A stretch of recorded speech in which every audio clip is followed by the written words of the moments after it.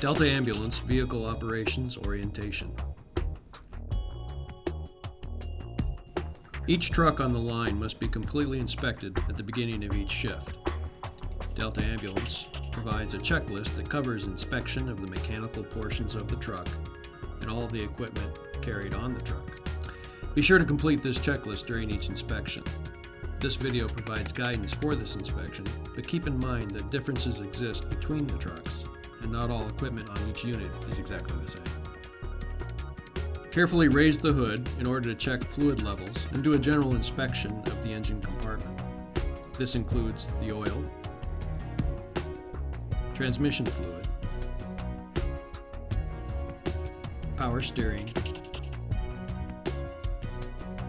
engine coolant, and windshield washer fluid levels. Top off these fluids as necessary. Disconnect the truck from shore power, then enter the cab, check the mileage, fuel level, and all dash and interior lighting. Then turn on the exterior and emergency lights. Then walk around the truck to ensure all lights are working properly. Your partner could check exterior lights such as turn signals while you are inspecting the cab interior. Also check the condition of each tire and wheel, ensuring that each is in a safe condition with no abrasions, bulges, or cuts. Re-enter the cab and ensure that the gas card, garage door openers for base and the hospital, and the key card for CMCC are in the cab.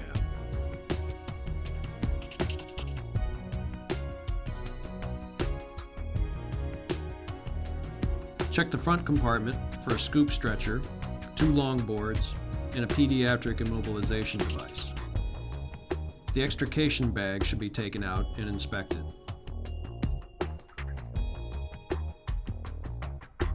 It should include enough tape and Coban to secure a patient's head to the board, cervical collars, blue and gold spider straps,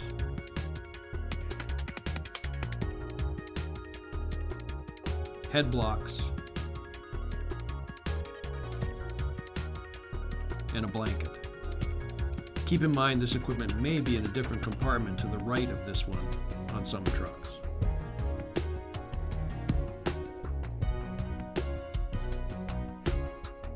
Next, check the oxygen tank for proper pressure. It should contain a minimum of 1500 psi. In addition, a second bottle should be located behind the primary, and it should be sealed to ensure that it is full. This compartment contains extra immobilization strapping, extra head blocks, crew helmets to be used during extrication when hydraulic tools are in use, snow and ice melt for driveways and walkways during inclement weather, windshield washer fluid, and rope. Ensure you have plugged the truck back into shore power. Then remove the Plymo vent to allow access to the compartment. Check this compartment for a stair chair,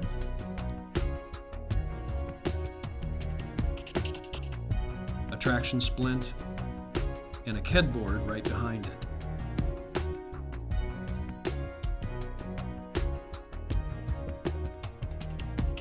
The top of this compartment holds the vacuum splint kit.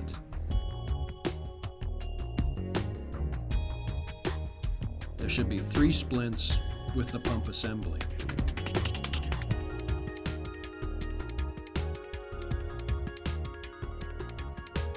If any are missing, you'll find extras in the supply room.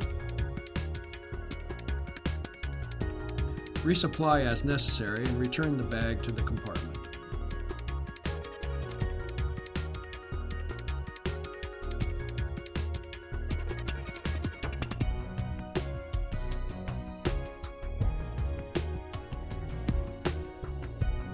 Reattach the Plymo vent and head to the patient compartment.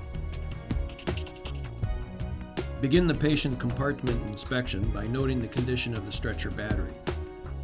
The indicator should be green, Note in this case, the indicator is flashing red, indicating a low battery level.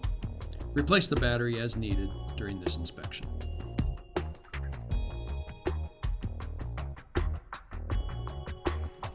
Begin checking the equipment located in the patient compartment. Each compartment on the portable EKG monitor should be inspected for proper equipment. There should be a blood pressure cuff, along with EKG and pulse oximetry cables. The defibrillation cable should be plugged in, along with the pads and the QCPR.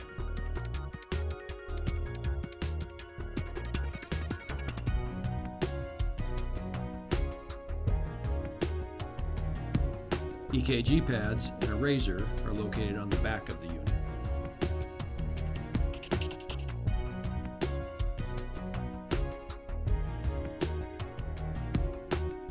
Check the upper rear compartment for urinals and vomit basins, as well as biohazard bags.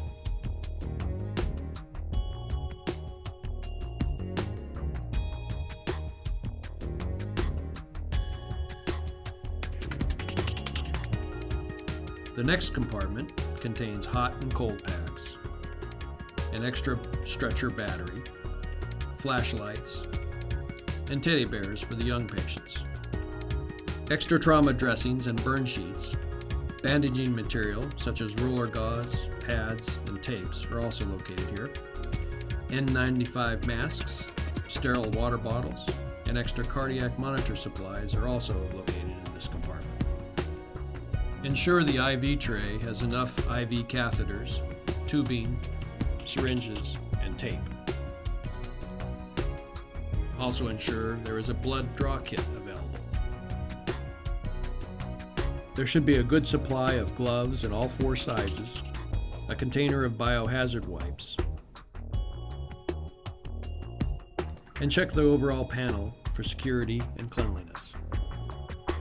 The upper compartment should have an intact CPAP unit for pulmonary edema patients, a decompression kit with appropriate expiration date, and bag valve masks and various O2 administration devices. Pediatric and adult ambu bags, spare ET tubes, oral airways, non-rebreather masks and cannulas, CPR masks, nebulizers, several suction catheters, and oral and nasal airways are also located in this compartment.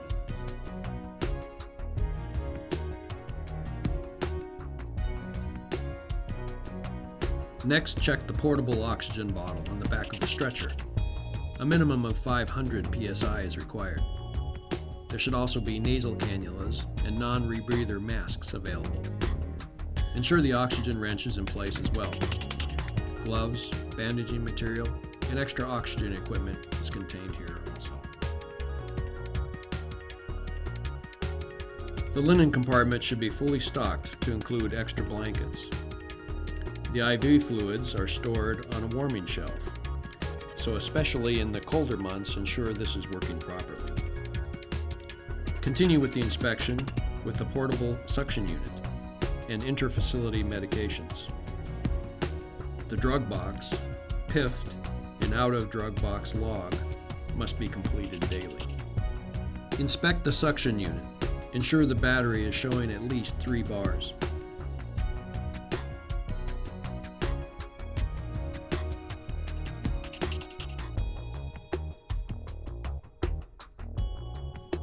Open the top of the unit, crimp the hose, and turn on the suction unit, listening for the pressure change, indicating proper operation.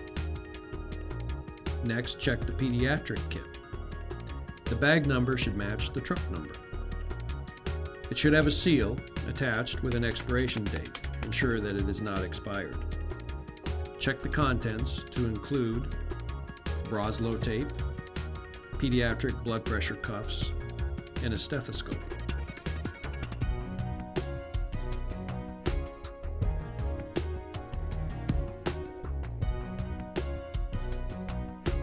Other compartments hold the bulb syringe, an IV set, pediatric oxygen masks, and nasal cannulas. Next, inspect the house kit. Ensure this bag has a blood pressure cuff, trauma dressing, cold pack, and SAM splint. The next side compartment contains oxygen masks and cannulas. The glucometer should be inspected and run through its self-test.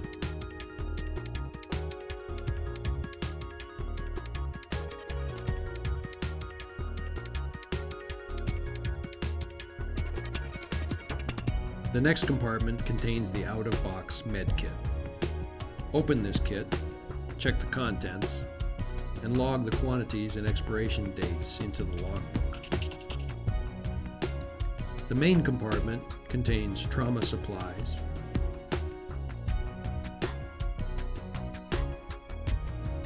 IV kit with fluid and catheters,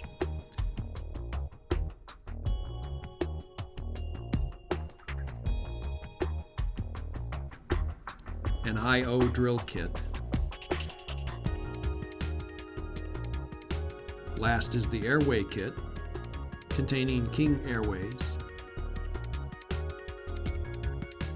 McGill forceps, laryngoscope blades, ET tubes,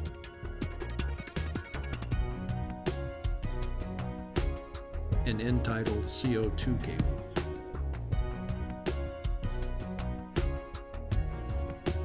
A C-collar is kept around this kit to remind providers that intubated patients must have a C-collar applied.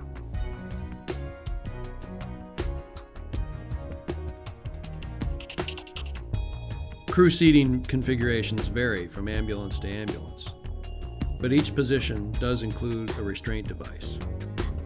With patient care in mind, whenever feasible, these devices should be utilized for crew safety.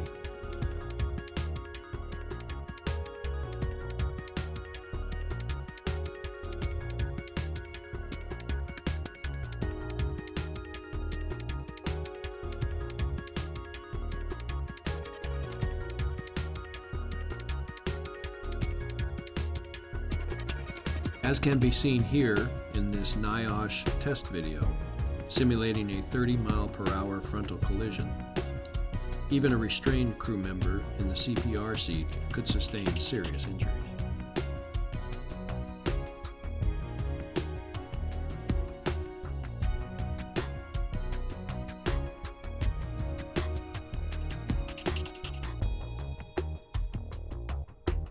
After completing the daily inspection, fill out the entire form, sign, and date it. The checklists are placed in a box in the crew office. When the truck is moved from the garage, ensure that the shore power cable is unplugged and moved out of the path of the truck. The Plymo vent will disengage automatically as the truck moves from the garage. Upon returning to base, a backup spotter is required when backing the truck into the garage, and anytime it is feasible to do so in the field. Ensure the driver does not lose sight of the spotter, and mutually understood hand signals are used. Then the Plymo vent is reattached as the rig enters the garage and the shore power is plugged back in. Ensure the backup spotter is clear of the vehicle at all times when the vehicle is moving. This concludes the Delta Ambulance Vehicle Operations Orientation video. Remember, a safe operation of these vehicles must be a priority of all crew members at all times.